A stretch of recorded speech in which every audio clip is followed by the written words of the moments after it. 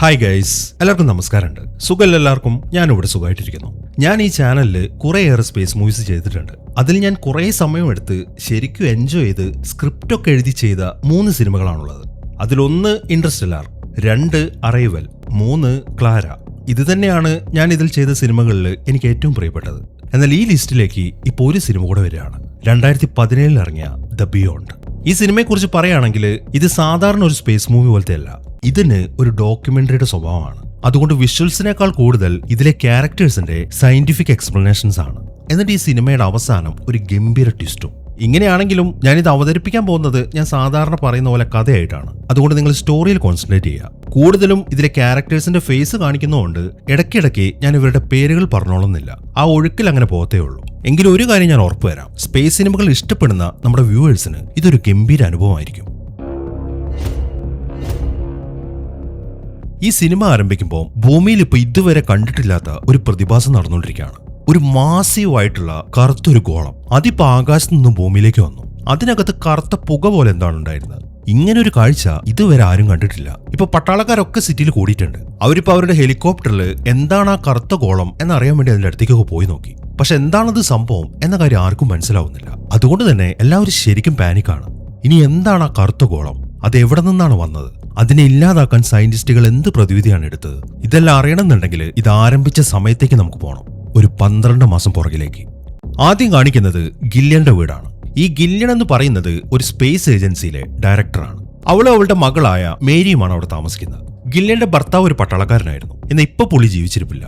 ഇന്നത്തെ ദിവസം ഒരു TV ചാനലിൽ നിന്നും ഇന്റർവ്യൂ എടുക്കാൻ വേണ്ടി കുറച്ച് ആൾക്കാർ അങ്ങോട്ട് വന്നിട്ടുണ്ട്. അങ്ങനെ ആ ഇന്റർവ്യൂവിൽ സംസാരിക്കുമ്പോഴാണ് ഗില്യൻ ഒരു കോള് വരുന്നത്. അവളുടെ ഓഫീസിൽ നിന്നാണ്. എത്രയും പെട്ടെന്ന് അവിടേക്ക് എത്തണം എന്നാണ് അവർ നിർദ്ദേശിച്ചിരിക്കുന്നത്. അതിനെ തുടർന്ന് ഗില്യൻ വേഗം തന്നെ അവളുടെ ആ സ്പേസ് ഏജൻസിയിലേക്ക് പുറപ്പെട്ടു. അങ്ങനെ സ്പേസ് ഏജൻസിയിൽ എത്തിയതിനെ തുടർന്ന് അവിടുത്തെ ആളുകൾ അവൾക്കൊരു വീഡിയോ ഫുട്ടേജ് കാണിച്ചു കൊടുക്കുകയാണ്. അത് ഇന്റർനാഷണൽ സ്പേസ് സ്റ്റേഷനിൽ നടന്നൊരു സംഭവമായിരുന്നു. ഇപ്പോൾ അവിടെയുള്ള ആളുകളുടെ സ്യൂട്ട് ക്യാമറയിൽ പതിഞ്ഞ വിഷ്വൽസ് ആണ് ആ ഫുട്ടേജിൽ ഉണ്ടായിരുന്നത്.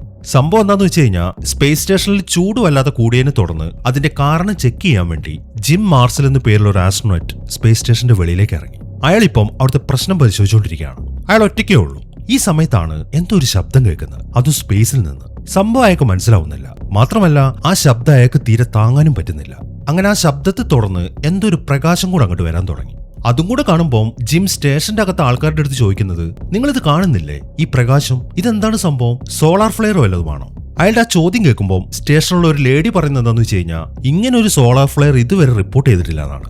അവളത് പറഞ്ഞു തീരുമ്പോഴേക്കും ആ പ്രകാശത്തിന്റെ തീവ്രത കൂടാൻ തുടങ്ങി. അയാൾക്കിപ്പോൾ അത് സഹിക്കാൻ പറ്റുന്നതിലപ്പുറമാണ്. അതുകൊണ്ട് തന്നെ അയാൾ സ്റ്റേഷന്റെ അകത്തേക്ക് തിരിച്ചു വരാൻ തുടങ്ങി. എന്നാൽ അയാളെ കൊണ്ടത് സാധിക്കുന്നില്ല. പ്രകാശത്തിന്റെ തീവ്രത വീണ്ടും വീണ്ടും കൂടി വരികയാണ്, എക്സ്ട്രീം ലെവൽ. അതോടുകൂടെ അയാൾ സ്പേസിലേക്ക് തെറിച്ചു പോവുകയും ചെയ്തു. ഇത്രയും കാര്യങ്ങളാണ് ആ വീഡിയോയിൽ ഉണ്ടായിരുന്നത്. അങ്ങനെ ആ വീഡിയോ കണ്ടതിന് ശേഷം ഗില്യനും കൂട്ടരും എന്താണ് ജിമ്മിന് സംഭവിച്ചത്, എന്താണ് ആ പ്രകാശം എന്നൊക്കെ വിശദമായിട്ട് പരിശോധിക്കാൻ തുടങ്ങി. അങ്ങനെ ആ പരിശോധനയിൽ ആ പ്രകാശം നമ്മുടെ ഓർബിറ്റിലുള്ള എല്ലാ സ്പേസ് സ്റ്റേഷനെയും ഒരുപോലെ ബാധിച്ചു എന്ന കാര്യം അവർക്ക് മനസ്സിലായി. അത് കാരണം ഒരുപാട് നാശനഷ്ടങ്ങളും ഉണ്ടായി. പിന്നെ ആസ്ട്രോനറ്റ് ജിമ്മിന്റെ കാര്യം പറയുകയാണെങ്കിൽ അയാൾ ഇപ്പോഴും മിസ്സിംഗ് ആണ്. സ്പേസിൽ വെച്ച് ആയതുകൊണ്ട് അയാൾ മരിച്ചു എന്നവർക്ക് വിശ്വസിച്ചേ പറ്റൂ. അതുകൊണ്ട് ആ കാര്യത്തിൽ അവിടുത്തെ എല്ലാ സ്റ്റാഫിനും നല്ല വിഷമമുണ്ട്.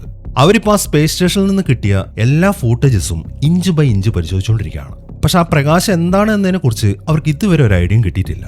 എങ്കിലും ഒരു കാര്യം ഉറപ്പാണ്, അതൊരു സോളാർ ഫ്ലെയർ അല്ല, ഇലക്ട്രിക്കൽ സ്റ്റോമോ അല്ല. പിന്നെ എന്താണ് ആ പ്രകാശം? അത് കണ്ടുപിടിക്കാനുള്ള ശ്രമങ്ങൾ അവർ തുടർന്നുകൊണ്ടേയിരിക്കുകയാണ്. ഈ സമയത്താണ് സ്പേസിലായിട്ട് വലിയൊരു ഗോളം പ്രത്യക്ഷപ്പെടുന്നത്. അത് അവിടെ ഇങ്ങനെ കത്തിയെരിഞ്ഞുകൊണ്ടിരിക്കുകയാണ്. ഈ ഒരു പ്രതിഭാസം സ്പേസ് ഏജൻസിയിലെ ആളുകളും കണ്ടു. അവരെല്ലാവരും ശരിക്കും അത്ഭുതപ്പെട്ടു പോയി. മാത്രമല്ല എല്ലാവരും നല്ല ടെൻഷനിലുമാണ്. ഇതുപോലൊരു പ്രതിഭാസം ഭൂമിയിൽ ആദ്യമായിട്ടല്ല കാണുന്നത്. അതിനെക്കുറിച്ച് നമുക്ക് വിശദീകരിച്ചു തരുന്നത് എക്സ്പ്ലോറേഷൻ മിഷന്റെ ഹെഡായ അലക്സ് ഗ്രാൻഡ് ആണ്. അദ്ദേഹം പറയുന്നത് 1990 ഇതുപോലൊരു പ്രതിഭാസം ഉണ്ടായി.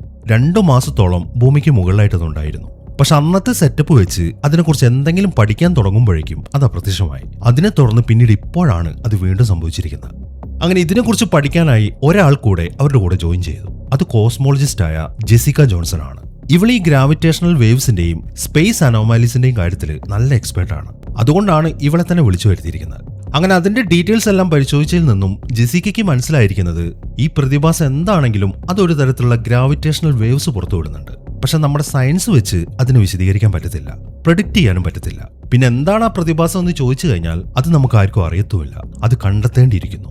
അങ്ങനെ ആസ്ട്രോണറ്റായ ജിം മാർസൽ സ്പേസിൽ വെച്ചുണ്ടായ അപകടത്തിൽ മരിച്ചു എന്ന വാർത്ത പുറത്തുവിട്ടു. സ്പേസ് സ്റ്റേഷനിലെ മെയിൻ്റനൻസ് നടത്തുന്നതിനിടയിൽ സ്പേസിലെ ഡിബ്രിസുകൾ വന്ന് ഇടിച്ചിട്ടാണ് അദ്ദേഹം മരിച്ചത് എന്ന വാർത്തയാണ് പുറത്തു വന്നിരിക്കുന്നത്. ഈ സ്പേസ് ഡിബ്രിസ് എന്ന് പറഞ്ഞു കഴിഞ്ഞാൽ സിമ്പിളായിട്ട് പറയുകയാണെങ്കിൽ സ്പേസിലെ അവശിഷ്ടങ്ങൾ. അങ്ങനെ സ്പേസ് സ്റ്റേഷനിലെ സയന്റിസ്റ്റുകൾ ആ പ്രതിഭാസത്തിനൊരു പേര് കൊടുത്തു. ദ വോയിഡ് എന്നാണ് അവരതിനെ വിളിച്ചത്. അത് കാഴ്ചയിൽ ഒരു സൂപ്പർനോവ പോലെയാണ്. ഈ സൂപ്പർനോവ എന്ന് പറയുന്നത് നക്ഷത്രങ്ങൾ പൊട്ടിത്തെറിക്കുന്നതിനാണ്. പക്ഷെ ആ വോയിഡ് നിൽക്കുന്നത് ഭൂമിയുടെ വളരെ അടുത്താണ്. ഇതുവരെയായിട്ട് അത് കാരണം ഭൂമിക്ക് ഒരു പ്രശ്നം ഉണ്ടായിട്ടില്ല. അതുകൊണ്ട് അതിനെ സൂപ്പർനോവ എന്ന് വിളിക്കാനും പറ്റത്തില്ല. അത് യഥാർത്ഥത്തിലുള്ള ഒരു സൂപ്പർനോവ ആണെങ്കിൽ ഭൂമിയുടെ പണി ഇതോടെ തീരേണ്ടതായിരുന്നു. ഇത് മറ്റെന്തോ ആണ്. അതിൽ നിന്നും ചില റേഡിയോ വേവ്സ് ഒക്കെ നമ്മൾ ഡിറ്റക്ട് ചെയ്തിട്ടുണ്ട്. ആ സിഗ്നൽസ് എല്ലാം ട്രാൻസ്മിറ്റ് ചെയ്യുന്നത് ഒരു സ്പെസിഫിക് ആയ ഫ്രീക്വൻസിയിലാണ്, 1420 മെഗാഹെർട്സ്. അത് വളരെ ഉയർന്നതാണ്. പ്രൊഫസർ ജേക്കബ് പറയുന്നത് ഈ 1420 മെഗാഹെർട്സ് എന്നൊക്കെ പറയുന്നത് വളരെ സ്ട്രേഞ്ചും കോംപ്ലക്സും ആണെന്നാണ്. ഇതിനെ ഹൈഡ്രജൻ ലൈൻ എന്നാണ് പറയുന്നത്. സയന്റിസ്റ്റുകൾ ആദ്യം ആ ഫ്രീക്വൻസി റെക്കോർഡ് ചെയ്തത് 1990-ൽ ഈ പ്രതിഭാസം ഉണ്ടായപ്പോഴാണ്. പക്ഷെ കൂടുതലായിട്ട് അതിനെ മനസ്സിലാക്കാൻ ശ്രമിച്ചപ്പോഴേക്കും അത് അപ്രത്യക്ഷമായി. അതുകൊണ്ട് ഇപ്പോൾ കിട്ടിയ ഈ അവസരത്തിൽ ആ വോയിഡിനെ കുറിച്ച് കൂടുതൽ പഠിച്ചില്ലെങ്കിൽ ഇതുപോലെ ഒരെണ്ണം ഇനിയും വരാൻ 25 വർഷം കാത്തിരിക്കേണ്ടി വരും. അതിനി വരുമോ എന്ന് ഉറപ്പുമില്ല. പിന്നെ ആ വോയിഡിനെ കുറിച്ച് പ്രധാനമായും നമ്മൾ മനസ്സിലാക്കേണ്ടത് ആരാണത് അവിടെ കൊണ്ടുവച്ചത്, എവിടെ നിന്നാണ് അത് വന്നത്, ഇന്റലിജന്റ് ആയ ഒരു ജീവിവർഗത്തിന്റെ പണിയാണോ അത്? ആണെങ്കിൽ അവരെന്തെങ്കിലും നമ്മളോട് കമ്മ്യൂണിക്കേറ്റ് ചെയ്യാൻ ശ്രമിക്കുകയാണോ? ഇതിനുള്ളൊരു ഉത്തരം നമുക്ക് കിട്ടിയേ പറ്റൂ, എത്രയും പെട്ടെന്ന് തന്നെ. ഇപ്പൊ നമ്മുടെ ഓർബിറ്റിലായിട്ട് അവിടുത്തെ സ്പേസ് ക്രാഫ്റ്റിന്റെയും സാറ്റലൈറ്റ്സിന്റെയും പുറത്തുള്ള കാര്യങ്ങളൊക്കെ നോക്കാൻ വേണ്ടി ഒരു പ്രോബ് സെറ്റ് ചെയ്ത് വെച്ചിട്ടുണ്ട്. ഇനിയിപ്പോൾ ഏതെങ്കിലും ഗ്രഹത്തിനെ എക്സ്പ്ലോർ ചെയ്യണമെങ്കിലും ആ പ്രോബിനെ ഉപയോഗിക്കാൻ സാധിക്കും. അതിനകത്ത് മനുഷ്യരൊന്നും ഉണ്ടാവത്തില്ല. ഒരു പ്രാഥമിക പഠനത്തിനു വേണ്ടി ആ വോയിഡിലേക്ക് ആ പ്രോബിനെ അയക്കാം എന്നാണ് അവരിപ്പോൾ തീരുമാനിച്ചിരിക്കുന്നത്. പക്ഷെ ആ പ്രോബിനെ നമ്മുടെ ഓർബിറ്റിൽ നിന്നും മറ്റൊരു ഓർബിറ്റിലേക്ക് മാറ്റുക എന്ന് പറഞ്ഞു കഴിഞ്ഞാൽ കുറച്ച് റിസ്ക് ആണ്. അതിന് നല്ല എനർജിയുടെ ആവശ്യമുണ്ട്. ഇനി അങ്ങനെ ചെയ്ത് ആ പ്രോബ് ആ വോയിഡിന്റെ അകത്തേക്ക് കടക്കുന്ന സമയത്ത് അതിനെന്തെങ്കിലും സംഭവിച്ചു കഴിഞ്ഞാൽ അതോടെ അവസാനത്തെ പ്രതീക്ഷ അവസാനിക്കും. പക്ഷെ മറ്റു വഴികളൊന്നും ഇല്ലാത്തതുകൊണ്ട് അവർ ആ റിസ്ക് എടുക്കാം എന്നാണ് തീരുമാനിച്ചിരിക്കുന്നത്. അങ്ങനെ അവർ ആ പ്രോബിനെ ആ വോയിഡിന്റെ അകത്തേക്ക് അയച്ചു. ആ പ്രോബിലെ ക്യാമറയിലൂടെ അത് പോകുന്ന വഴിയിലെ കാര്യങ്ങൾ മുഴുവൻ കൺട്രോൾ റൂമിലുള്ള ആൾക്കാർക്കും കാണാൻ സാധിക്കും. അവരെല്ലാവരും ശരിക്കും കണ്ണും പിടിച്ച് നിൽക്കുകയാണ്. ആ വോയിഡിനകത്ത് ഒരു പാത്വേ ആണ് അവരെല്ലാവരും കാണുന്നത്. സാധാരണ പോലെയാണ് ആദ്യം ആ പ്രോബ് അതിനകത്തൂടെ സഞ്ചരിച്ചത്. എന്നാൽ കുറച്ചു സമയം കഴിഞ്ഞപ്പോൾ അതിന് വേഗത കൂടി. അതിനെ തുടർന്ന് ആ പ്രോബ് അപ്രത്യക്ഷമാവുകയും ചെയ്തു. പിന്നീട് അവർക്ക് ആ പ്രോബിൽ നിന്നും ഒരു സിഗ്നലും കിട്ടുന്നില്ല. അതുകൊണ്ട് തന്നെ എല്ലാവർക്കും ശരിക്കും നിരാശയായി. പക്ഷെ എങ്കിലും അവർക്ക് പ്രതീക്ഷയ്ക്ക് വകയുണ്ട്. കാരണം ആ വോയിഡിനകത്തെ കുറെ കാര്യങ്ങൾ ആ പ്രോബിന്റെ ക്യാമറയിൽ നിന്ന് അവർക്ക് കിട്ടിയിട്ടുണ്ട്. അങ്ങനെ ആ ഫൂട്ടേജസ് ഒക്കെ അനലൈസ് ചെയ്ത് കഴിഞ്ഞപ്പോൾ ആ പ്രതിഭാസം എന്താണ് എന്നതിനെ കുറിച്ചുള്ള ഒരു ഏകദേശ ധാരണ അവർക്ക് കിട്ടി. ആ പ്രോബ് ആ വോയിഡിന്റെ അകത്തേക്ക് കയറിയപ്പോൾ അതിന് ഉൾഭാഗം ഒരു ടണൽ പോലത്തെ സ്ട്രക്ചറാണ്. ഈ സ്ക്രീനിൽ കണ്ടില്ലേ, അതിന്റെ സെൻട്രലായിട്ട് ഒരു പ്രകാശം കാണാം. ഇത് പ്രകാശവും കോസ്മിക് മാറ്ററും അകത്തേക്ക് വരുന്നതും പോകുന്നതുമാണ്. ഇതുകൊണ്ടൊക്കെ അർത്ഥമാക്കുന്നത് ഇവരിപ്പോ വോയിഡ് എന്ന് വിളിച്ച ആ സ്ട്രക്ചർ ഒരു വേം ഹോൾ ആണ്. ഒരു വേം ഹോളിനെ കുറിച്ച് നമുക്ക് എല്ലാവർക്കും അറിയാം. അതിനൊരു എൻട്രൻസും ഉണ്ടാവും, ഒരു എക്സിറ്റും ഉണ്ടാവും. അപ്പോൾ ഇതൊരു വേം ഹോൾ ആണെങ്കിൽ ഇതിന്റെ അപ്പുറത്തെ സൈഡിൽ എന്തായിരിക്കും? എന്തായാലും ഈ വോയിഡിന് ഒരു എൻട്രി പോയിന്റ് ഉണ്ട് എന്ന കാര്യം നമ്മളിപ്പോൾ നേരിട്ട് മനസ്സിലാക്കി. അതിനെ നമ്മൾ ത്രോട്ട് എന്നാണ് വിളിക്കുക. ഇനി നമ്മൾ ഉറപ്പിക്കേണ്ടത് ഈ വോയിഡിന് രണ്ടാമതൊരു ത്രോട്ട് ഉണ്ടോന്നാണ്, അതായത് എക്സിറ്റ് പോയിന്റ്. അങ്ങനെ ഒരു എക്സിറ്റ് പോയിന്റ് ഉണ്ടെങ്കിൽ നമ്മൾ അതിനകത്തേക്ക് അയച്ച പ്രോബ് അപ്പുറത്തേക്ക് എത്തിയോ, അതോ അതിങ്ങനെ അവിടുത്തെ അനന്തതയിൽ സ്റ്റക്കായി കിടക്കുകയാണോ? ശരിക്കും പറഞ്ഞു കഴിഞ്ഞാൽ നമ്മളിപ്പോൾ വലിയൊരു മതിലിന്റെ അപ്പുറത്ത് എന്താണുള്ളതെന്ന് അറിയാൻ വേണ്ടി ഇങ്ങനെ ചാടി നോക്കുകയാണ്. പക്ഷെ എത്ര ചാടിയിട്ടും അപ്പുറത്തെ മിന്നായം പോലത്തെ എന്തോ മാത്രമേ നമുക്ക് കാണാൻ സാധിക്കുന്നുള്ളൂ. എങ്കിലും ഓരോ തവണ നമ്മൾ ചാടുമ്പോഴും കൂടുതൽ കാര്യങ്ങൾ നമുക്ക് മനസ്സിലാക്കാൻ സാധിക്കുന്നുണ്ട്. ആ വോയിഡിനകത്ത് വെച്ച് ആ പ്രോബ് അപ്രത്യക്ഷമാവുന്നതിന് മുമ്പ് അവസാനമായിട്ട് നമുക്ക് ശക്തമായിട്ടുള്ളൊരു പ്രകാശമാണ് കാണാൻ പറ്റിയത്. പക്ഷെ ഒന്നുകൂടെ അത് വിശകലനം ചെയ്തപ്പോൾ ഒരു ബോളിന്റെ ഷേപ്പിലുള്ള എന്തോ ഒന്നുകൂടെ നമുക്ക് കാണാൻ പറ്റി. അത് ചിലപ്പോൾ മറ്റൊരു ഗ്രഹമാണെങ്കിലോ? അങ്ങനെയാണെങ്കിൽ ഉറപ്പായിട്ട് ആ ഗ്രഹത്തില് ഒരു ഇന്റലിജന്റ് ജീവിവർഗം ഉണ്ടായിരിക്കും. അവരായിരിക്കും ആ വേം ഹോളിനെ അവിടെ സ്ഥാപിച്ചത്. അങ്ങനെ ഇത്രയൊക്കെ കാര്യങ്ങൾ മനസ്സിലായ സ്ഥിതിക്ക് അവരിപ്പോൾ ഒരു മീറ്റിംഗ് കൂടിയിരിക്കുകയാണ്. ഗില്ലിയന്റെ അഭിപ്രായം ഒരു ആസ്ട്രോണറ്റിനെ മുകളിലേക്ക് അയച്ചാലോ എന്നാണ്. എന്നാൽ ഭൂരിഭാഗം പേരും അതിനെ സപ്പോർട്ട് ചെയ്യുന്നില്ല. കാരണം ജിമ്മിന് സംഭവിച്ച അപകടം തന്നെ. അപ്പൊ പിന്നെ എന്ത് ചെയ്യും? എന്തായാലും ഇനിയൊരു പ്രോബിനെ അയക്കാൻ പറ്റത്തില്ല. അതിനുള്ള ഫണ്ട് അവർക്കില്ല. മാത്രമല്ല അവരുടെ മുമ്പിൽ സമയം തീരെ കുറവാണ്.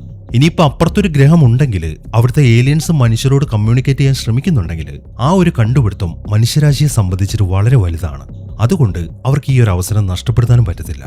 അങ്ങനെ ഒരുപാട് സമയത്തെ ഡിസ്കഷന് ശേഷം അവരൊരു തീരുമാനം എടുത്തു, മുകളിലേക്ക് പോവാം. പക്ഷെ എന്താണ് മിഷൻ എന്ന കാര്യം തൽക്കാലം ജനങ്ങൾ അറിയിക്കുന്നില്ല. അവരിപ്പം മീഡിയയ്ക്ക് തെറ്റായ ഒരു ഇൻഫർമേഷനാണ് കൊടുത്തിരിക്കുന്നത്. അതായത് മൈനിങ്ങിന് വേണ്ടി പ്ലൂട്ടോയിലേക്ക് ആളുകൾ അയക്കുന്നുണ്ടെന്ന്. ജനങ്ങൾ പാനിക് ആവാതിരിക്കാനാണ് അവർ ഈ കാര്യങ്ങളൊക്കെ സീക്രട്ട് ആയിട്ട് വെച്ചിരിക്കുന്നത്. ഈ ഏലിയൻസ് എന്ന് കേട്ടാൽ തന്നെ ജനങ്ങൾ പ്രശ്നം ഉണ്ടാക്കും എന്ന കാര്യം അവർക്ക് നന്നായിട്ട് അറിയാം. അങ്ങനെ അവർ മിഷന് വേണ്ടിയിട്ടുള്ള പ്രിപ്പറേഷൻസ് ഒക്കെ തുടങ്ങി. ഇനി എന്തുകൊണ്ട് ആ വോയിഡിനകത്തേക്ക് ഒരു മനുഷ്യനെ അയച്ചുകൂടാ? ജിം എന്ന ആസ്ട്രോനോട്ടിന്റെ അവസ്ഥയെ ഓർത്തിട്ട് മാത്രമല്ല അവർ ആ തീരുമാനം എടുത്തത്. അതിന്റെ മെയിൻ റീസൺ, ഒരിക്കലും ഒരു മനുഷ്യ ശരീരത്തിന് ഒരു വേം ഹോളിന്റെ അകത്തു നിന്നുണ്ടാവുന്ന പ്രഷർ ഒന്നും താങ്ങാൻ പറ്റത്തില്ല, പൊടിഞ്ഞു പോകും. വർഷങ്ങളായിട്ട് സ്പേസിലെ ഡേഞ്ചേഴ്സിൽ നിന്നും മനുഷ്യ ശരീരത്തിനെ പ്രൊട്ടക്ട് ചെയ്യാൻ വേണ്ടി സ്പേസ് സ്യൂട്ടുകൾ നിർമ്മിക്കുന്നുണ്ട്. ടെക്നോളജിക്ക് അനുസരിച്ച് അതിനെ അപ്ഡേറ്റും ചെയ്യുന്നുണ്ട്. പക്ഷെ ഇതിപ്പോൾ ഒരു വേം ഹോളാണ്. അതിനകത്തുകൂടെ സഞ്ചരിക്കാൻ വേണ്ടി സ്യൂട്ടുകൾ നിർമ്മിക്കാനുള്ള ടെക്നോളജി ഒന്നും ഇതുവരെ കണ്ടുപിടിക്കപ്പെട്ടിട്ടില്ല. അതുകൊണ്ട് ഒരു മനുഷ്യനെ അവിടേക്ക് അയക്കാന്ന് പറഞ്ഞു കഴിഞ്ഞാൽ അത് ആത്മഹത്യാപരമാണ്. ഇങ്ങനെ ആയതുകൊണ്ട് ഇതിനുള്ളൊരു സൊല്യൂഷൻ ഒന്നുകിൽ ഏതെങ്കിലും റോബോട്ടിനെ അയക്കുക, അല്ലെങ്കിൽ ഒരു പ്രോബിനെ അയക്കുക. പ്രോബിന്റെ കാര്യം ഓൾറെഡി ഫെയിൽ ആയ സ്ഥിതിക്ക് ഇനിയുള്ള ഏക സൊല്യൂഷൻ റോബോട്ടാണ്. പക്ഷെ വെറും ഒരു റോബോട്ടിനെ ആ വോയിഡിനകത്തേക്ക് അയച്ചു കഴിഞ്ഞാൽ നമ്മുടെ ആവശ്യങ്ങളൊക്കെ നിറവേറ്റപ്പെടുമോ? അതിനെക്കുറിച്ചുള്ള ചർച്ചകൾ പുരോഗമിച്ചുകൊണ്ടിരിക്കുമ്പോഴാണ് തീരെ പ്രതീക്ഷിക്കാത്തൊരു പ്രശ്നം വരുന്നത്. ഭൂമിയുടെ ആകാശത്തിലേക്ക് കറുത്ത പുക പോലത്തെ എന്തോ വരാൻ തുടങ്ങി. ആദ്യം അത് പുക പോലെയാണ് വരുന്നതെങ്കിലും ഭൂമിയുടെ അന്തരീക്ഷത്തിലേക്ക് എത്തിക്കഴിഞ്ഞപ്പോൾ അത് ഗോളാകൃതി സ്വീകരിച്ചു. പക്ഷെ ഒരെണ്ണമല്ല, അമേരിക്ക, ഓസ്ട്രേലിയ, ഏഷ്യ, അങ്ങനെ എല്ലാ ഭൂഖണ്ഡങ്ങളുടെ മുകളിലും ഈ കറുത്ത ഗോളങ്ങൾ കാണപ്പെടുന്നുണ്ട്. നാട്ടിലെ ആളുകളാണെങ്കിൽ എല്ലാവരും ശരിക്കും പേടിച്ചിരിക്കുകയാണ്. അവർ ആകാശത്തേക്ക് ഇങ്ങനെ നോക്കുമ്പോൾ കറുത്ത മേഘങ്ങൾ വലിയൊരു ബോൾ പോലെ നിൽക്കുന്നതായിട്ടാണ് അവർക്ക് തോന്നുന്നത്. മാത്രമല്ല ആ ഗോളത്തിനകത്തു നിന്നും കറുത്ത എന്തോ പദാർത്ഥങ്ങളൊക്കെ പുറത്തേക്ക് തെറിക്കുന്നതും കാണാം. ഇങ്ങനെ പേടിപ്പിക്കുന്ന ഒരു അന്തരീക്ഷമാണെങ്കിലും അത് കാരണം ഒരു ജീവന് പോലും ഇതുവരെ ആപത്തൊന്നും പറ്റിയിട്ടില്ല. ഇനി ഉണ്ടാകുമോന്ന് അറിയുമില്ല. ഈ സമയവും സയന്റിസ്റ്റുകളാണെങ്കിൽ എന്താണ് ഇപ്പൊ സംഭവിക്കുന്നത് എന്ന് പഠിച്ചുകൊണ്ടിരിക്കുകയാണ്. ആഴ്ചകളായിട്ട് അവർ ആ വേം ഹോളിനെ നിരീക്ഷിക്കുന്നുണ്ടായിരുന്നു. ഇപ്പോൾ അവർക്ക് കുറച്ചുകൂടെ കൂടുതൽ ഇൻഫർമേഷൻസ് കിട്ടിയിട്ടുണ്ട്. അതായത് ആ വേം ഹോളിനകത്തു നിന്നും ഒരു സീരീസ് ഓഫ് അദൃശ്യമായ വേവ്സ് പുറത്തേക്ക് വരുന്നുണ്ട്. മാത്രമല്ല അതിന്റെ വേവ് ലെങ്ത് ഇങ്ങനെ വലുതാവുന്നുമുണ്ട്, അതും വളരെ വേഗത്തിൽ. ഈ ഒരു ആക്ടിവിറ്റി കാരണമാണ് ഭൂമിയുടെ ആകാശത്തായിട്ട് ആ കറുത്ത ഗോളങ്ങൾ രൂപം കൊണ്ടിരിക്കുന്നത്.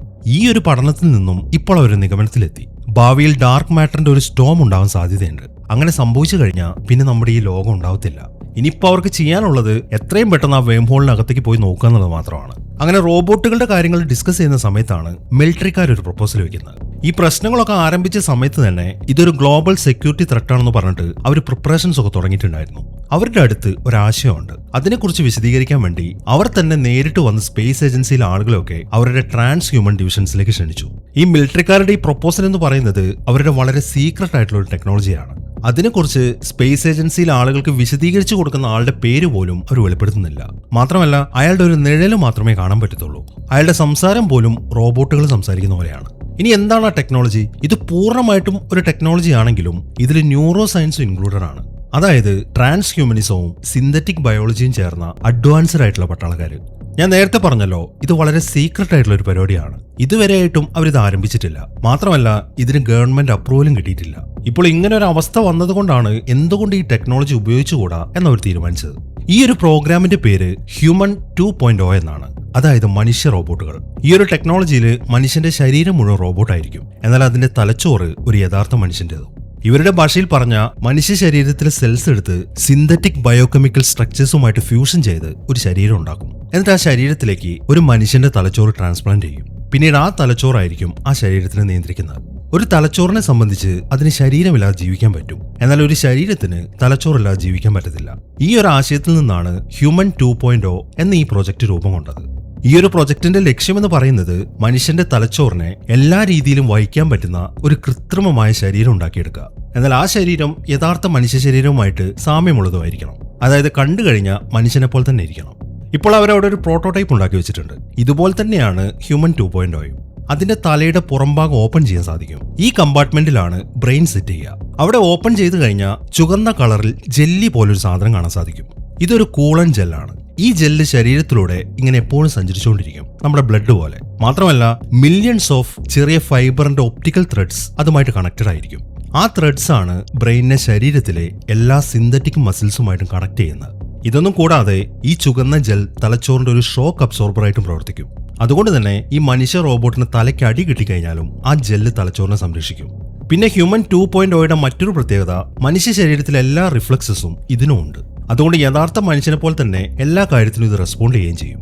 പിന്നെ വേറൊരു കാര്യം പറയാനുള്ളത്, ഇപ്പൊ ഇവർ ഈ കാണിക്കുന്ന ഈ റോബോട്ട് ഉണ്ടല്ലോ, അതിന്റെ ബ്രെയിൻ ഒറിജിനൽ അല്ല. ഒരു ബ്രെയിൻ ട്രാൻസ്പ്ലാന്റേഷൻ ഇതുവരെയായിട്ടും അവർ നടത്തിയിട്ടില്ല. ഇത് ജസ്റ്റ് ഒരു ശരീരം മാത്രമാണ്. അങ്ങനെ മിലിറ്ററിയുമായിട്ടുള്ള ആ ഡിസ്കഷന് ശേഷം മനുഷ്യ റോബോട്ടിനെ തന്നെ ആ വേം ഹോളിലേക്ക് അയക്കാം എന്നവർ തീരുമാനിച്ചു. പക്ഷെ അതിന് ട്രാൻസ്പ്ലാന്റ് ചെയ്യാൻ തലച്ചോറ് വേണം. അതങ്ങനെ വെറുതെ കിട്ടുന്ന കാര്യമല്ലല്ലോ. ഒരു മനുഷ്യൻ സ്വയം അതിന് തയ്യാറാവണം. അതിനുവേണ്ടി സ്പേസ് ഏജൻസിയിലെ ആളുകൾ ഈ ലോകം മുഴുവൻ ഇൻവിറ്റേഷൻസ് അയച്ചു, ആർക്കെങ്കിലും താല്പര്യമുണ്ടോ എന്ന് അറിയാൻ വേണ്ടി. എന്നാൽ അവർ വിചാരിച്ച പോലെ ആയിരുന്നില്ല. അവർ 1-2 ആളുകളെയാണ് പ്രതീക്ഷിച്ചത്. എന്നാൽ കുറെ ആളുകൾ അതിനുവേണ്ടി തയ്യാറായിട്ട് വന്നു. പക്ഷെ എല്ലാവരെയും എടുക്കാൻ പറ്റത്തില്ല. ശരിക്കും ഇന്റർവ്യൂസ് ഒക്കെ നടത്തി ഓക്കെ ആണെന്ന് തോന്നിയ കുറച്ച് ആൾക്കാരെ മാത്രമാണ് അവർ തിരഞ്ഞെടുക്കുന്നത്. ഇനി തിരഞ്ഞെടുക്കപ്പെട്ട ആളുകളുടെ റിസ്ക് എന്താണെന്ന് വെച്ച് കഴിഞ്ഞാൽ, ഒരിക്കൽ അവരുടെ ബ്രെയിൻ ആ റോബോട്ടിലേക്ക് ട്രാൻസ്പ്ലാന്റ് ചെയ്ത് കഴിഞ്ഞാൽ പിന്നീട് അതിനൊരു തിരിച്ചുവരവ് ഉണ്ടാകത്തില്ല. അതായത് അവരുടെ പഴയ ജീവിതം അവർക്ക് എന്നേക്കുമായിട്ട് നഷ്ടപ്പെടും. അതുകൊണ്ട് അവരുടെ ഫാമിലിയുടെ അടുത്ത് പ്രോപ്പർ ആയിട്ടുള്ള ഒരു എക്സ്പ്ലനേഷൻസ് ഒക്കെ കൊടുത്ത് അവർക്കെല്ലാം ഓക്കെ ആയതിനു ശേഷം മാത്രമാണ് അവർ സെലക്ഷൻ പ്രൊസീജിയർ കംപ്ലീറ്റ് ചെയ്തത്. അങ്ങനെ ഈ ഒരു പ്രോസസ്സിലൂടെ ഒരാളുടെ ബ്രെയിൻ ട്രാൻസ്പ്ലാന്റ് ചെയ്ത് കഴിഞ്ഞാൽ അവരുടെ ശരീരം മരിക്കും. അതിനെ തുടർന്ന് അവർക്ക് പ്രോപ്പർ ആയിട്ടുള്ള ഒരു ഫ്യൂണറൽ കൊടുക്കുക എന്നുള്ളതും ഈ പ്രോഗ്രാമിന്റെ ഭാഗമാണ്. ഇനി സെലക്ട് ചെയ്യപ്പെട്ട കാൻഡിഡേറ്റ്സ് ആരൊക്കെയാണെന്ന് നോക്കാം. ഒന്ന് കസാൻഡ്ര നോവൽസ്, ഇവളൊരു ആസ്ട്രോഫിസിസ്റ്റ് ആണ്. പിന്നെ വ്ളാഡിമിർ കൊമിൻസ്കി, ഇയാളൊരു വൈറോളജിസ്റ്റ് ആണ്.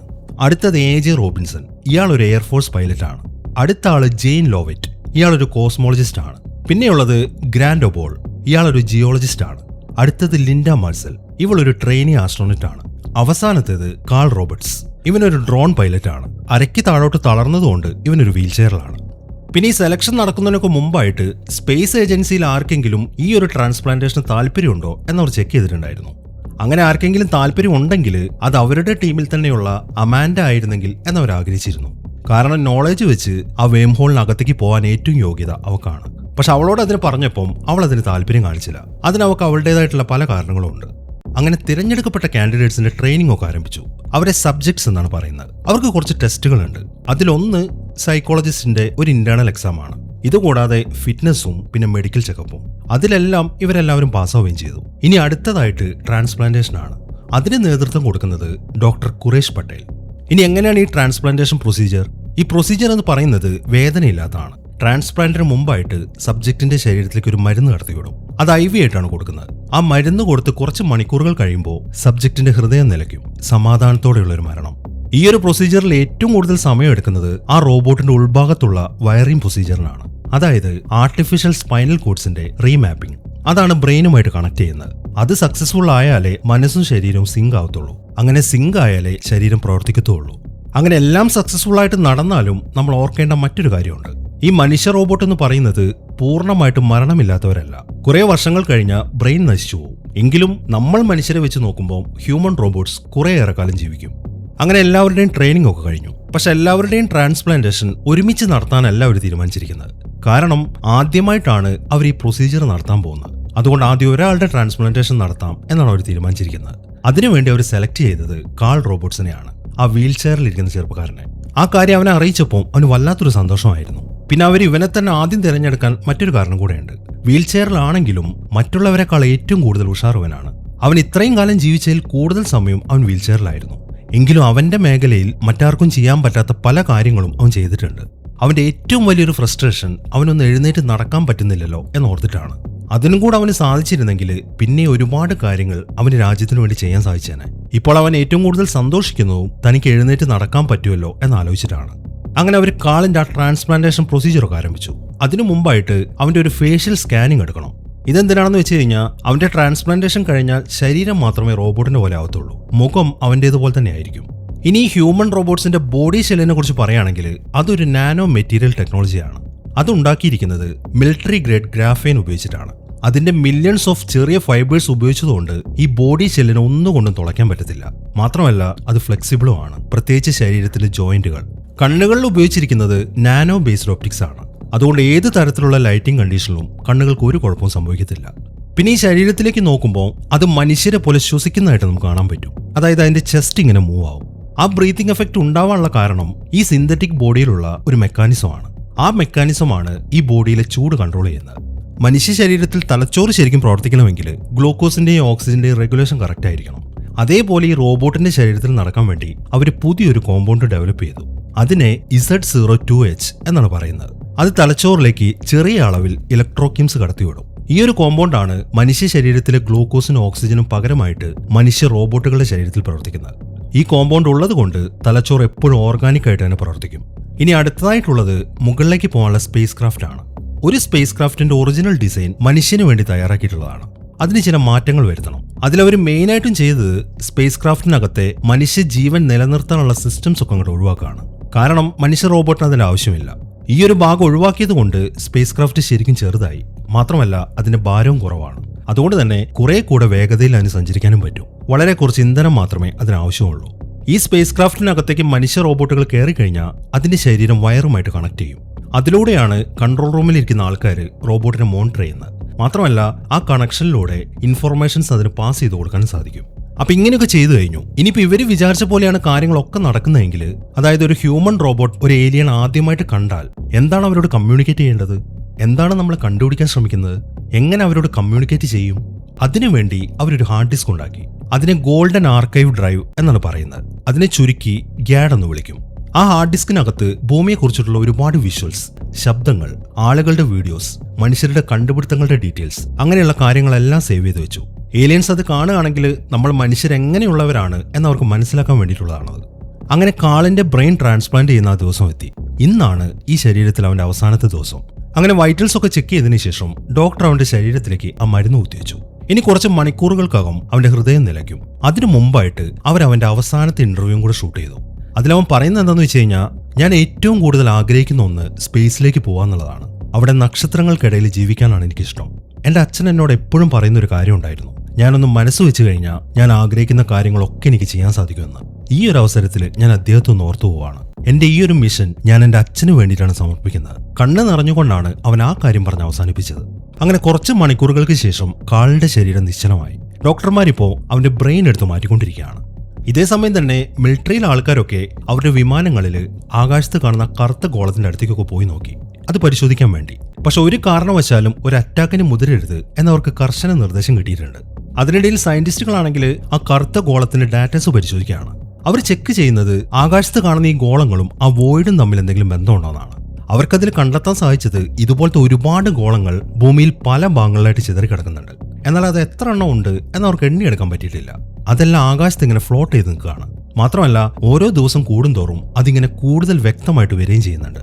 ഈ ഒരു പരിശോധനയിൽ സയന്റിസ്റ്റുകൾക്ക് ഒരു സംശയം വരാൻ തുടങ്ങി. ഈ ഗോളങ്ങളെല്ലാം ഒരു പ്രത്യേക രീതിയിൽ അലൈൻ ചെയ്താണ് നിൽക്കുന്നത്, കൃത്യതയോടെ. ഇനി ഇതെല്ലാം വലുതായിട്ട് എന്തിനെങ്കിലും ഒരുക്കം കൂട്ടുകയാണോ എന്നാണ് അവരുടെ സംശയം.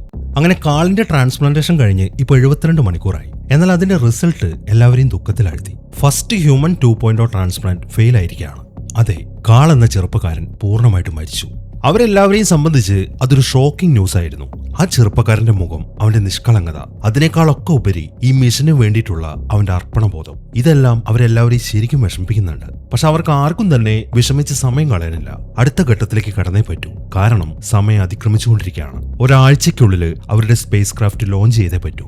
ഇനി കാൾ എന്താണ് മരിക്കാൻ കാരണം? അവന്റെ ബ്രെയിൻ മാറ്റിവെച്ച സമയത്ത് അവന്റെ ആ തലച്ചോറ് ആ ശരീരവുമായിട്ട് ഫ്യൂസ് ആയില്ല. അതുകൊണ്ട് ശരീരം ആ തലച്ചോറിനെ റിജക്ട് ചെയ്യാനുണ്ടായത്. ഇനി ഇങ്ങനൊരു പ്രശ്നം വരാതിരിക്കാൻ വേണ്ടി അവർ ആ ശരീരങ്ങളൊന്ന് അപ്ഡേറ്റ് ചെയ്തു. അതായത് സബ്ജക്റ്റിൽ നിന്നും അവരുടെ തന്നെ സെൽസ് എടുത്ത് ആ ചുവന്ന ജെല്ലിയിലേക്കാക്കി, വളരെ ചെറിയ അളവില്. ഈ ഒരു സെറ്റപ്പ് കഴിഞ്ഞപ്പം ഇനി പ്രശ്നമൊന്നും ഉണ്ടാവത്തില്ല എന്നാണ് അവർ പ്രതീക്ഷിക്കുന്നത്. എന്നാൽ ഡോക്ടർ അതിന് സമ്മതിക്കുന്നില്ല. അയാൾ പറയുന്നത്, നമുക്കിങ്ങനെ തിരക്ക് കൂട്ടാൻ പറ്റത്തില്ല, സമയം വേണം. ഈ പ്രൊസീജിയർ ചെയ്യുന്നതിന് മുമ്പ് ഓരോ കാൻഡിഡേറ്റിന്റെ ശരീരത്തിലും ഈ ട്രാൻസ്പ്ലാന്റ് സക്സസ് ആവുമോ എന്ന് പരീക്ഷിക്കണം. അതിനെന്തായാലും മാസങ്ങൾ വേണ്ടിവരും എന്നാണ് ഡോക്ടർ പറയുന്നത്. എന്നാൽ അത്രയും സമയം അവർക്ക് വെയിറ്റ് ചെയ്യാൻ പറ്റത്തില്ല. എന്നാൽ ഈ സമയത്താണ് അവർക്ക് മറ്റൊരു ആശയം തോന്നുന്നത്. അവരുടെ സ്പേസ് ഏജൻസിയിലെ മുഴുവൻ സ്റ്റാഫിന്റെയും ബ്ലഡും യൂറിനും എല്ലാം എപ്പോഴും ടെസ്റ്റ് ചെയ്യപ്പെടുന്നതാണ്. കാരണം അവർ വർക്ക് ചെയ്യുന്ന സ്ഥലത്ത് മറ്റുള്ള ഗ്രഹങ്ങളിൽ നിന്നുള്ള സാമ്പിൾസ് എപ്പോഴും ഉണ്ടാവും. അതിലാണ് അവർ പഠനം നടത്തുന്നത്. അതുകൊണ്ട് ആ വസ്തുക്കളിൽ നിന്നുള്ള റേഡിയേഷനൊക്കെ അവരെ ബാധിച്ചിട്ടുണ്ടോ എന്ന് ചെക്ക് ചെയ്യാനാണ് അവരുടെ സാമ്പിൾസ് ഒക്കെ ടെസ്റ്റ് ചെയ്യുന്നത്. ആ ടെസ്റ്റ് റിസൾട്ടും കാര്യങ്ങളും ഉപയോഗിച്ച് അവരുടെ ടീമിൽ ആരെങ്കിലും ഈ ട്രാൻസ്പ്ലാന്റേഷൻ പ്രൊസീജിയറിന് ആപ്റ്റ് ആണോ എന്നവർ ചെക്ക് ചെയ്തു.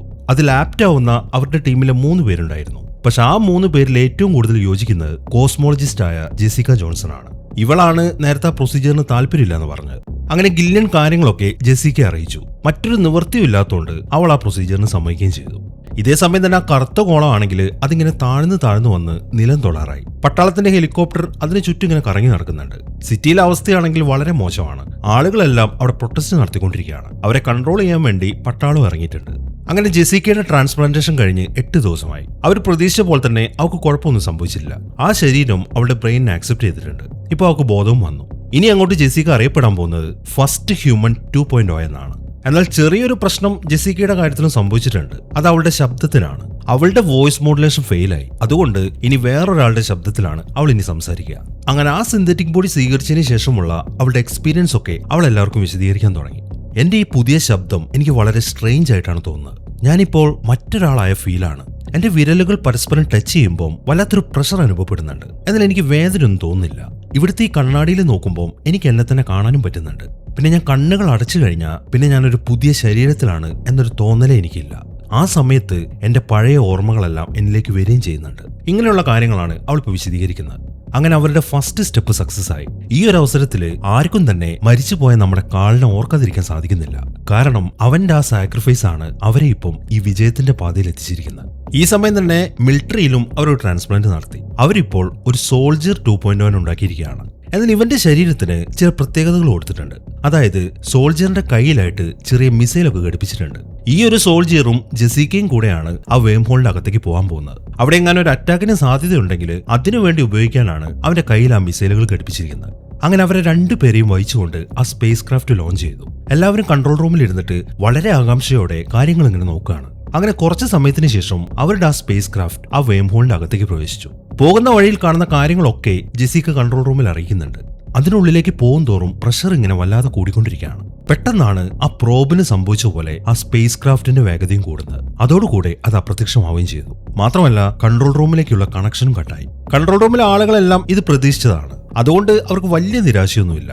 ഇനിയിപ്പം അവർക്ക് കാത്തിരിപ്പിന്റെ നാളുകളാണ്. പക്ഷെ അവർ തിരിച്ചു വരും എന്നൊരു പ്രതീക്ഷ മാത്രമേ അവർക്കുള്ളൂ. ഇനി വരികയാണെങ്കിൽ തന്നെ ചിലപ്പോൾ അതിന് 1 വർഷം എടുത്തേക്കും, അല്ലെങ്കിൽ 10 വർഷം, അല്ലെങ്കിൽ അതിൽ കൂടുതൽ. ഇനിയിപ്പോൾ അവർക്ക് ആകെ ചെയ്യാനുള്ളത് അവർക്കിപ്പോൾ കിട്ടിയ ഡാറ്റാസിനെ കുറിച്ച് പഠിക്കുക എന്നുള്ളതാണ്.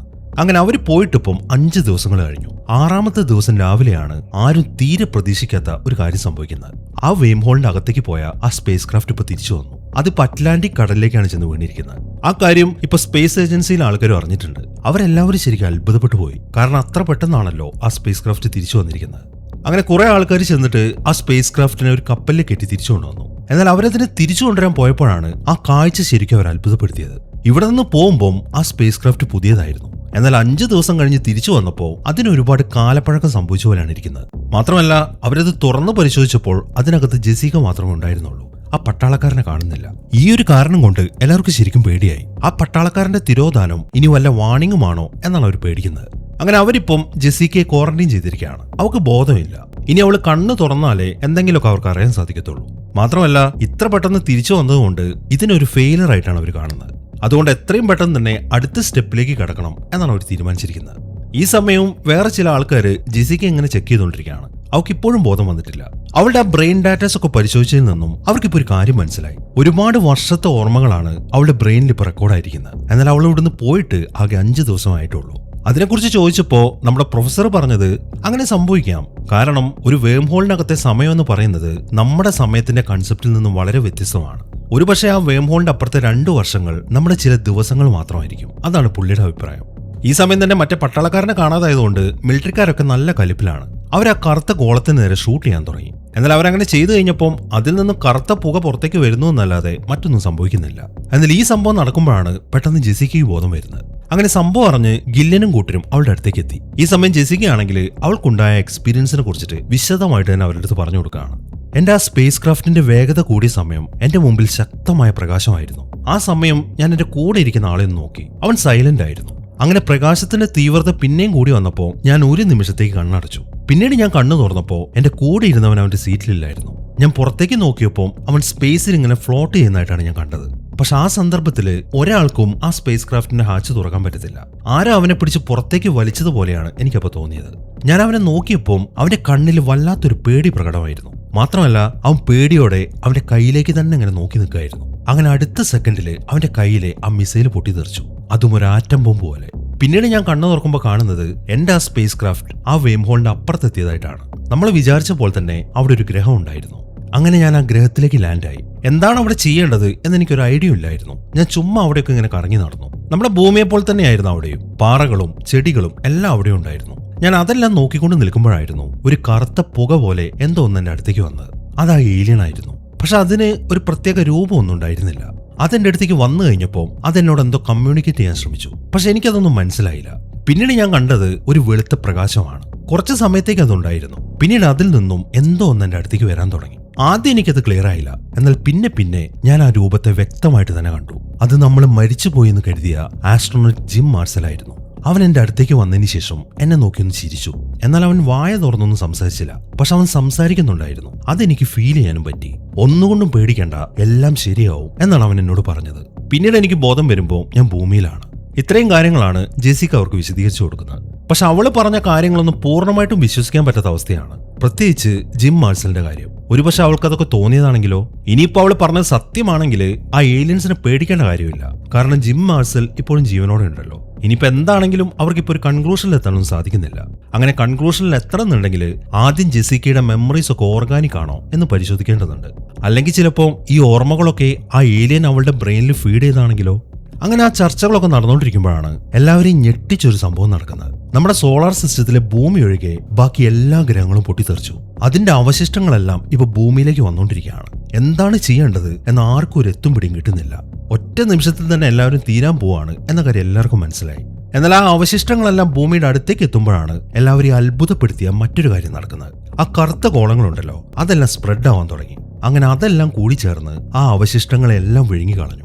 അങ്ങനെ എല്ലാവരും പേടിച്ച് ആ ഗോളങ്ങൾ തന്നെ ഭൂമിയെ സേഫ് ആക്കിയിരിക്കുകയാണ്. അത് കണ്ട് വളരെ സന്തോഷത്തിൽ നിൽക്കുകയാണ് എല്ലാവരും. എന്താണ് ഇപ്പൊ ശരിക്കും സംഭവിച്ചത്? നമുക്ക് ഒട്ടായതാണോ അതോ ഏലിയൻസിന് ഒട്ടായതാണോ? നശിപ്പിക്കാൻ വന്നവർ തന്നെ രക്ഷിച്ചിരിക്കുന്നു. ഒരുപക്ഷെ നശിപ്പിക്കാൻ വന്നു എന്ന് നമ്മൾ തെറ്റിദ്ധരിച്ചതാവാം. കാരണം സ്വപ്നത്തെ പോലും പ്രതീക്ഷിക്കാത്ത കാര്യങ്ങളല്ലേ ഇപ്പൊ നടന്നത്. ഇതിൽ നിന്നൊക്കെ നമ്മൾ ശരിക്കും പഠിക്കാനുണ്ട്. നമുക്കെല്ലാം അറിയാം എന്ന് നമ്മൾ വിചാരിക്കുന്നൊക്കെ നമ്മുടെ വെറും തെറ്റിദ്ധാരണ മാത്രമാണ്. അങ്ങനെ ആ സംഭവത്തിന് ശേഷം ജെസിക്കയുടെ മൈൻഡിലേക്ക് കുറെ കൂടെ ഓർമ്മകൾ ട്രാൻസ്കോഡ് ചെയ്യപ്പെട്ടു. അത് പരിശോധിച്ചപ്പോൾ ജിം മാർസലും അവളും സംസാരിക്കുന്നതാണ്. അതിലവൻ പറയുന്നുണ്ട്, ഈ ഒരു പ്രോസസ്, അതായത് ഗ്രഹങ്ങളെല്ലാം നശിച്ചല്ലോ, അതെല്ലാം യൂണിവേഴ്സിനെ സ്റ്റേബിൾ ചെയ്യാൻ വേണ്ടി നടത്തുന്നതാണ്. ആ ഏലിയൻസ് തന്നെയാണ് അത് ചെയ്യുന്നത്. അത് ഇനിയും തുടർന്നുകൊണ്ടേയിരിക്കും. അവൻ അത് പറഞ്ഞു കഴിഞ്ഞപ്പോൾ ജെസിക്ക തിരിച്ചൊരു കാര്യം ചോദിച്ചു, എന്തിനാണ് അവർ നമ്മളെ രക്ഷിച്ചത്? അവളുടെ ആ ചോദ്യം കേട്ടപ്പോൾ അവൻ ആ ഹാർഡ് ഡിസ്ക് പൊക്കി കാണിക്കുകയാണ്. അതായത് ഏലിയൻസ് ഭൂമിയെ നശിപ്പിക്കാൻ തന്നെയാണ് ഭൂമിയിലേക്ക് വന്നത്. എന്നാൽ ആ ഹാർഡ് ഡിസ്കിലെ വിഷ്വൽസും കാര്യങ്ങളൊക്കെ കണ്ടു കഴിഞ്ഞപ്പോൾ ഇത്രയും മനോഹരമായ ഒരു ഗ്രഹത്തെയും അവിടുത്തെ ജീവിവർഗത്തെയും നശിപ്പിക്കേണ്ട, അവർ സംരക്ഷിക്കപ്പെടേണ്ടവരാണ് എന്നവർ തീരുമാനിച്ചു. അതുകൊണ്ടാണ് അവർ ഭൂമിയെ പ്രൊട്ടക്ട് ചെയ്തത്. ശരിക്കും പറഞ്ഞു കഴിഞ്ഞാൽ ആ പട്ടാളക്കാർ അവരൊന്ന് ഉപദ്രവിക്കാൻ ശ്രമിച്ചതാണ്. ആ ഒരു തെറ്റ് മറന്നുകൊണ്ടാണ് അവർ ഭൂമിയെ സംരക്ഷിച്ചത്. ആ സോൾജർ 2.0യുടെ കാര്യം നോക്കുകയാണെങ്കിൽ ഒരുപക്ഷെ അവന്റെ കയ്യിൽ ആയുധമുള്ളത് കൊണ്ടായിരിക്കും അവൻ ഒറ്റയ്ക്കാക്കി അവർ സ്പേസിൽ വെച്ചിട്ട് അവനെ കൊന്നുകളഞ്ഞത്. നമ്മൾ ഈ മനുഷ്യർക്ക് ഒരു സ്വഭാവമുണ്ട്. നമ്മൾക്കറിയാത്ത എന്തെങ്കിലും നമ്മൾ കണ്ടു കഴിഞ്ഞാൽ അതിനെ നേരിടുക, അതും അക്രമാസക്തമായിട്ട്. ഒന്ന് ഓർത്തു കഴിഞ്ഞാൽ നമ്മുടെ പേടി അതിനൊരു കാരണമാണ്. പക്ഷെ ആ സ്വഭാവം നല്ലതാണോ? ചിലതെങ്കിലും നമ്മളെ സഹായിക്കാനുള്ളതായിക്കൂടെ? ആ ഒരു ബോധം നമുക്ക് എല്ലാവർക്കും ഉണ്ടാവേണ്ടത് അത്യാവശ്യമാണ്. കാരണം ഒരുപക്ഷെ ആ സഹായമായിരിക്കും നമ്മുടെ പരിണാമത്തിന്റെ അടുത്ത ഘട്ടം. ഇതുകൂടാതെ നമ്മൾ മനുഷ്യർ കരുതുന്ന മറ്റൊരു കാര്യമുണ്ട്, നമുക്ക് ഫിസിക്സിനെയും സയൻസിനെയും കുറിച്ച് എല്ലാം അറിയാമെന്ന്. അഡ്വാൻസ്ഡ് ആയിട്ടുള്ള ഒരു ജീവിവർഗത്തിന്റെ പല ടെക്നോളജിയെക്കുറിച്ചും നമ്മൾ തിയറികൾ ഉണ്ടാക്കിയിട്ടുണ്ട്. എന്നാൽ നമ്മളുണ്ടാക്കിയ ഒരു തിയറിയിൽ പോലും അവരിന്ന് സിമ്പിൾ ആയിട്ട് ചെയ്ത കാര്യങ്ങളില്ല. ഇനിയിപ്പോൾ എത്ര മെനക്കെട്ടാലും അതിനൊരു എക്സ്പ്ലനേഷൻ കൊടുക്കാനും നമ്മളെ കൊണ്ട് പറ്റത്തില്ല. അങ്ങനെ ഇരിക്കെയാണ് അവർ തീരെ പ്രതീക്ഷിക്കാത്ത മറ്റൊരു കാര്യം സംഭവിക്കുന്നത്. ജിം മാർസൽ തിരിച്ചു ഭൂമിയിലേക്ക് എത്തിയിരിക്കുന്നു. ഒരു മരുഭൂമിയിൽ നിന്നാണ് അവനെ കണ്ടുകിട്ടിയത്. പക്ഷെ ആളെ തിരിച്ചു കൊണ്ടുവന്നപ്പോൾ പുള്ളിക്കൊന്നും ഓർമ്മയില്ല. ഒരുപക്ഷെ സ്ട്രെസ് കാരണമായിരിക്കും. ചിലപ്പോൾ ഓർമ്മകൾ വന്നേക്കാം, എന്നാൽ വരാതിരിക്കാനും സാധ്യതയുണ്ട്. എന്തായാലും ഇപ്പം പുള്ളി കിളി പോയ അവസ്ഥയിലാണ്. അങ്ങനെ ആ വോയിഡും കാര്യങ്ങളൊക്കെ അപ്രത്യക്ഷമായി. അതിനെ തുടർന്ന് നമ്മുടെ ഭൂമിക്ക് മുകളിൽ വളരെ വിചിത്രമായ കാര്യങ്ങളാണ് സംഭവിച്ചത്. അവിടെ പുതിയ ഗ്രഹങ്ങൾ രൂപം കൊള്ളാൻ തുടങ്ങി. അങ്ങനെ നമുക്കിപ്പോൾ പുതിയൊരു സോളാർ സിസ്റ്റം കിട്ടിയിരിക്കുകയാണ്. അതിൽ ഭൂമിയുടെ അടുത്തായിട്ട് മറ്റൊരു പ്ലാനറ്റും കൂടി രൂപം കൊണ്ടു, അതും ഭൂമിയുടെ ഓർബിറ്റിൽ തന്നെ. ആ പ്ലാനറ്റിനെ പരിശോധിച്ചതിൽ നിന്നും അതിൽ ജീവൻ നിലനിർത്താൻ സാധ്യതയുണ്ട് എന്ന കാര്യം എല്ലാവർക്കും മനസ്സിലായി. അതിന്റെ സർഫസിലെ ടെമ്പറേച്ചർ എന്ന് പറയുന്നത് നമ്മുടെ ഭൂമിയുടേതുപോലെ തന്നെയാണ്. ഭൂമിയെ പോലെ തന്നെ അതിനൊരു മാഗ്നറ്റിക് ഫീൽഡും ഉണ്ട്.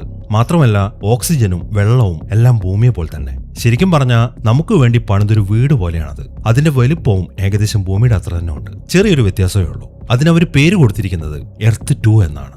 ഭാവിയിലെ മനുഷ്യരുടെ പോപ്പുലേഷൻ പ്രെഡിക്റ്റ് ചെയ്തിരിക്കുന്നത് 12 ബില്യൺ ആണ്. അവർക്ക് വേണ്ടിയിട്ടുള്ള റിസോഴ്സസ് ഒന്നും നമ്മുടെ ഭൂമിയിൽ ഉണ്ടാവത്തില്ല. മാത്രമല്ല നമുക്ക് എത്ര കാലം ഇവിടെ ജീവിക്കാൻ പറ്റും എന്നും പറയാൻ പറ്റത്തില്ല.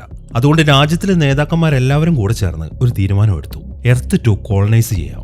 പ്രതീക്ഷിച്ച പോലെ തന്നെ ഒരുപാട് ആളുകളുടെ ഭാഗത്തുനിന്ന് എതിർപ്പുകളുണ്ടായി. സോഷ്യൽ മീഡിയയിൽ കൂടെയാണ് അവരിങ്ങനെ പുലമ്പിക്കൊണ്ടിരുന്നത്. എന്തിനാണ് വെറുതെ കാശ് കളയുന്നത്? ഒരിക്കലും മറ്റൊരു ഗ്രഹത്തിൽ ജീവൻ സാധ്യമല്ല എന്നൊക്കെയാണ് അവർ പറഞ്ഞിരുന്നത്. എങ്കിലും നേതാക്കന്മാരെല്ലാം അവരുടെ തീരുമാനത്തിൽ തന്നെ ഉറച്ചു നിന്നു. അങ്ങനെ എർത്ത് 2ലേക്ക് ആദ്യത്തെ സ്പേസ് ക്രാഫ്റ്റ് പുറപ്പെട്ടു. എന്നാൽ ആദ്യം അയച്ചത് മനുഷ്യരെയല്ല, മനുഷ്യ റോബോട്ടുകളെയാണ്. അവരാണ് എർത്ത് 2 കോളനൈസ് ചെയ്യാൻ പോകുന്നത്. അങ്ങനെ അവരിപ്പോൾ അവിടെ ലാൻഡ് ചെയ്തു. പണികളൊക്കെ തുടങ്ങി. എർത്ത് 2ലെ 6ാമത്തെ വർഷമായപ്പോഴേക്കും മനോഹരമായ കോളനികൾ അവരവിടെ സ്ഥാപിച്ചു. ഇനി നമ്മൾ മനുഷ്യർക്കും അവിടെ താമസിക്കാം. പക്ഷെ നമ്മൾ ഈ പുതിയ വീട്ടിലേക്ക് വന്നു കഴിഞ്ഞാൽ നമ്മൾ ഇവിടെ നല്ലവരായിരിക്കുമോ? ഇതിനു മുമ്പ് നമ്മൾ ചെയ്ത തെറ്റുകളൊക്കെ ഇവിടെയും നമ്മൾ ആവർത്തിക്കുമോ? അങ്ങനെ ചെയ്ത ആ ഏലിയൻസ് നമ്മളെ രക്ഷിച്ചത് വെറുതെ ആവത്തില്ലേ? അതുകൊണ്ട് ശരിക്കും നമ്മൾ സംരക്ഷിക്കപ്പെടേണ്ടവരാണ് എന്ന് നമ്മൾ തെളിയിക്കല്ലേ വേണ്ടത്? ഒരു പുതിയ ജീവിവർഗത്തെ കണ്ടുപിടിക്കാൻ അല്ലെങ്കിൽ മനസ്സിലാക്കാൻ നമ്മൾ മനുഷ്യർക്കെല്ലാം വലിയ താല്പര്യമാണ്. വല്ലാത്തൊരു ഒബ്സഷനാണ് നമുക്കത്. പക്ഷെ യഥാർത്ഥത്തിൽ നമ്മൾ നമ്മളെ തന്നെ മനസ്സിലാക്കിയിട്ടുണ്ടോ? ഇല്ല എന്നതാണ് സത്യം. അതിന് നമുക്കിപ്പോൾ മറ്റൊരു അവസരം കിട്ടിയിരിക്കുകയാണ്. അപ്പൊ എങ്ങനെയുണ്ടായിരുന്നു? എന്താണെങ്കിലും നിങ്ങളുടെ അഭിപ്രായങ്ങൾ എഴുതിയറിയിക്കാൻ മറക്കരുത്. പിന്നെ ഹൈപ്പ് ചെയ്യാനും മറക്കരുത്. അപ്പൊ പുതിയൊരു കിടിലൻ സിനിമയുമായിട്ട് നമുക്ക് അടുത്ത വീഡിയോയിൽ കാണാം.